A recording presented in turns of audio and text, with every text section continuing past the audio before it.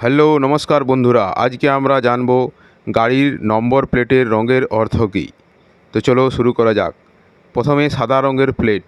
গাড়িতে যদি সাদা রঙের প্লেট থাকে সেটি হলো প্রাইভেট কার, অর্থাৎ আপনারা যে বাইক চালান, ঠিক আছে, সেটিতে সাদা রঙের প্লেট থাকে। অথবা যে ফ্যামিলির জন্যে, নিজে চড়ার জন্যে যে গাড়ি কিনেন সেটিতে সাদা রঙের প্লেট থাকে।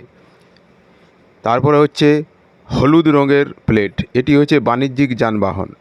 এটি মনে করুন আপনি গাড়ি কিনেছেন আর আপনি কোনো কোম্পানিকে সেটি ভাড়াতে দিয়েছেন, ঠিক আছে, 5 বছরের জন্যে বা 10 বছরের জন্যে। তখন সেটির নম্বর প্লেটের রং হবে হলুদ, ঠিক আছে, সেটি হচ্ছে বাণিজ্যিক যানবাহন। কালো প্লেট হচ্ছে সেলফ ড্রাইভ ভাড়া। কালো রঙের প্লেট সেলফ ড্রাইভ ভাড়া।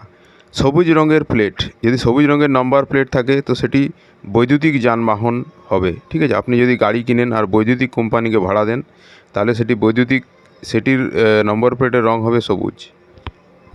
আর গাড়িতে যদি নীল রঙের প্লেট থাকে তো সেটি হবে দূতাবাসের গাড়ি। আমাদের বিভিন্ন দেশে বিভিন্ন রকমের দূতাবাস থাকে, ঠিক আছে, তার জন্য ব্যবহার করা হয়। তো বন্ধুরা, ভিডিওটি ভালো লাগলে চ্যানেলটিকে লাইক, সাবস্ক্রাইব এবং শেয়ার করতে ভুলবেন না।